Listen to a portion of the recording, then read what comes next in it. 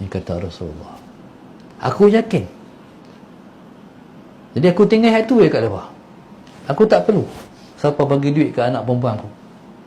Aku dah suruh dia baca surah Waqi'ah, dan surah Waqi'ah itu akan menjadikan seorang tu tidak akan miskin selama-lamanya. Allahumma salli ala sayyidina. Hari ini, lepas tu bila saya dulu waktu mula-mula belajar dulu, Tok Guru beritahu, saya pun amai surah Waqi'ah. Baca surah Waqi'ah, kata surah Quran yang murah rezeki. Perlu tunggu orang bagi? Tak ada.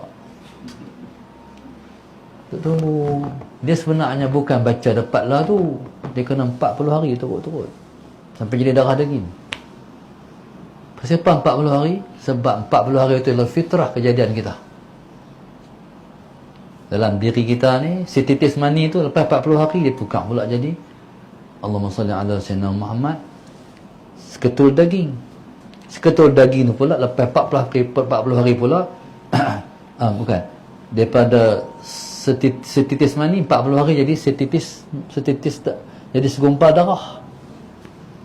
Daripada 40 hari segumpal darah akan jadi sekepai daging. Kita mula-mula macam tu dalam perut mak besar tu ya. Yang 40 hari. Daripada 40 hari sampai jadi segumpal sekepai daging. Lepas tu lah Tuhan bina tangan, kaki, kepala, apa semua. Jadi maknanya semua amalan kena buat 40 hari baru jadi darah daging. Baca hari setiap malam suratul Waqi'ah. Allahumma salli ala sayyidina Muhammad. Baca sampai kita terhafal, sampai kita dah boleh mengapai surah Waqi'ah. Jadi lepas tu boleh tengok rezeki mai tanpa diduga-duga. Mai rezeki. Sampai rezeki dia mai macam banjir. Ayam kan mereka tu ada cerita akan banjir di mana ni Pahang. Kawan tu dia peranyuk anak dia buat teh kotak. Dia ayat sekarang ni lah. Jadi cara dia selamat anak dia ni, cerita ni, cara nak selamat anak ni dia tak tahu lah. Jadi dia telefon suami dia, kata dia ada situasi dah teruk ni, dia mungkin mati, ayat aku duduk naik. Jadi itulah cara dia selamatkan anak dia. Tak tahulah cerita tu macam mana, wallahu alam. Banjir ni demai melanda, dahsyat dan sangat dahsyat. Allahumma salli ala sayyidina Muhammad. Okay, rezeki ni dia melanda seseorang yang baca suratul Waqi'ah. Boleh bayang tak? Boleh faham tak saya punya tamsilan? Melanda orang yang baca surah Waqi'ah.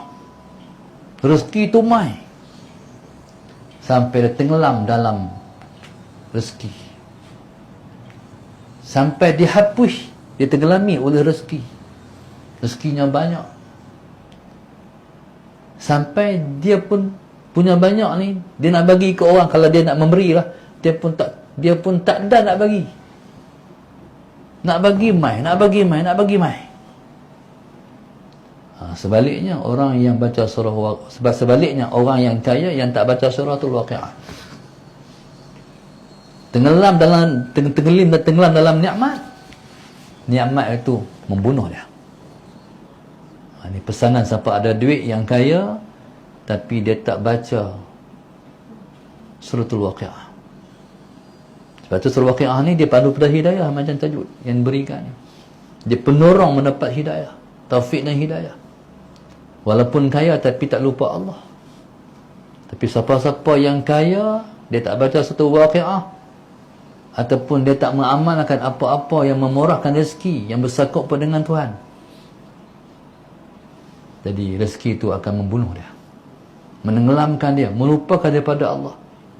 Walaupun dia dekat dengan masjid, dengan sebab dia tak mengamalkan surah Waqi'ah dan surah-surah lain yang membawa kepada kemurahan rezeki, jadi dia akan tenggelam dan mati dalam nikmat. Macam semut dalam tepung, semut mati dalam gula, macam tu. Jadi Allahumma salli ala sayyidina Muhammad tu amalan asas untuk kita amalkan setiap malam. Maknanya siapa baca surah Waqiah tak miskin lah. Hak miskin tu sebab tak baca suratul Waqiah. Tapi teruk juga nak baca hari-hari. Dia sibuk dengan dunia, dia nak baca waktu juga. Allahumma salli ala sayyidina Muhammad. Sepanjang masa otak ni duduk dengan dunia nak baca bila?